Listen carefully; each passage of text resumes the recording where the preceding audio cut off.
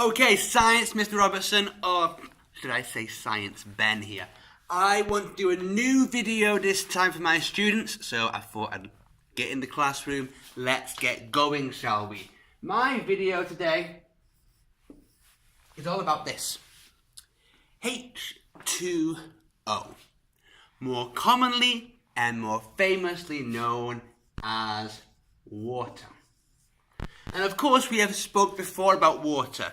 We've spoke about it as a solid with ice, as a liquid, what we call water, and as a gas, what we call steam.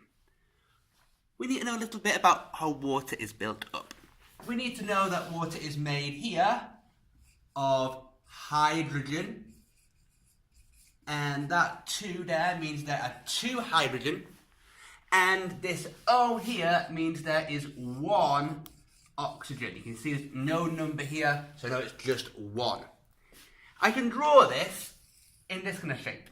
1 big oxygen atom, it's really big, and 2 hydrogen like this here.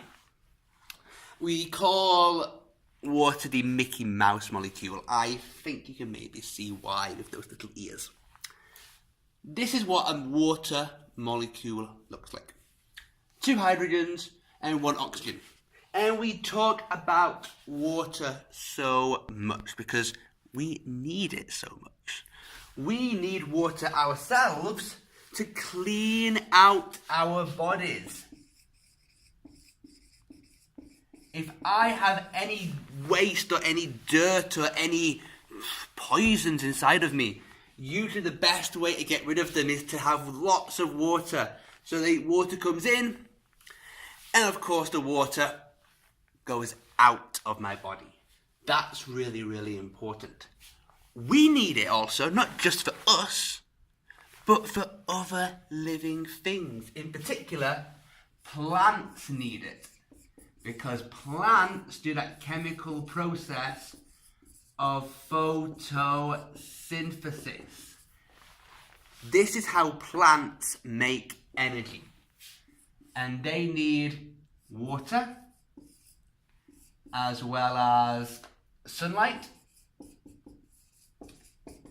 and something that has a chemical symbol of CO2, also known as carbon dioxide. Can you see that? Yes, you just about can see that. Carbon dioxide. Carbon dioxide, that is a gas in our atmosphere. So those 3 things come together to give the plants a chance to live. Also, and I probably need to rub some stuff out now, we need water to help put out a fire. Putting water on a fire is a great way of putting it out, as long as it's not an oil fire. Things that are burning like paper, water can work very effectively on. This is because there are 3 things I need to make a fire happen. I need it to be hot, I need some heat, I need a fuel, and I need, of course, this special gas called oxygen. What the water will do is water will take that heat away. Because that water, if it gets hot, the water goes from its liquid state into a gas. It will evaporate.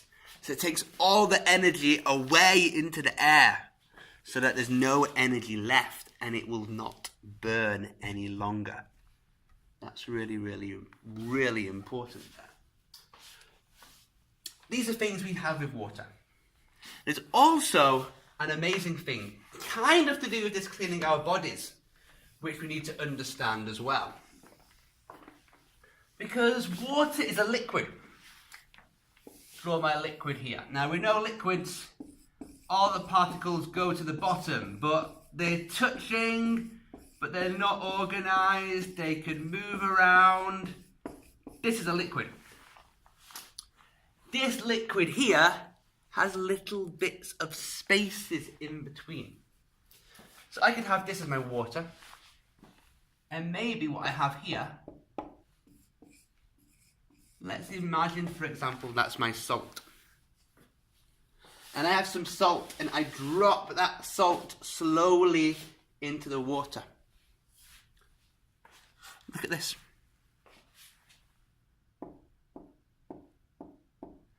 There's little spaces in between the water where the salt can go.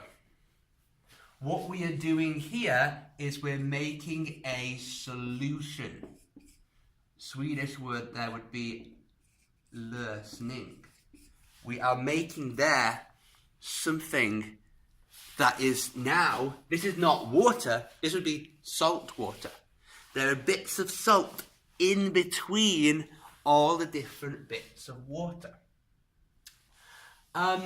What we say this is here, this is a process in English called dissolving, to dissolve something, which in Swedish, it's all very simple in Swedish, this. Att lösa någonting.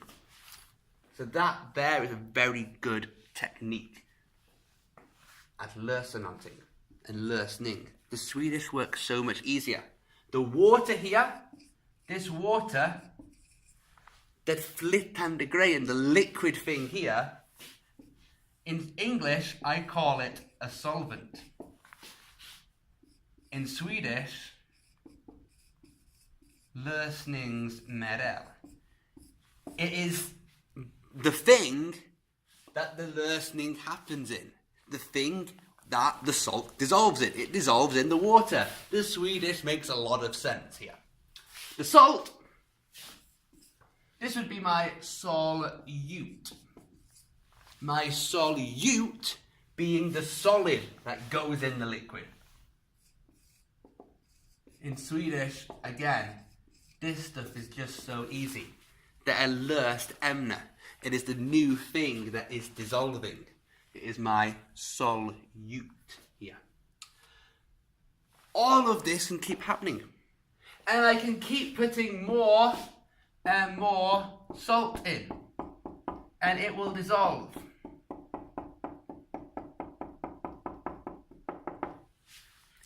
Is there a limit? Is there a limit to how much salt I can have? Absolutely. 100% there is. If there is no more space,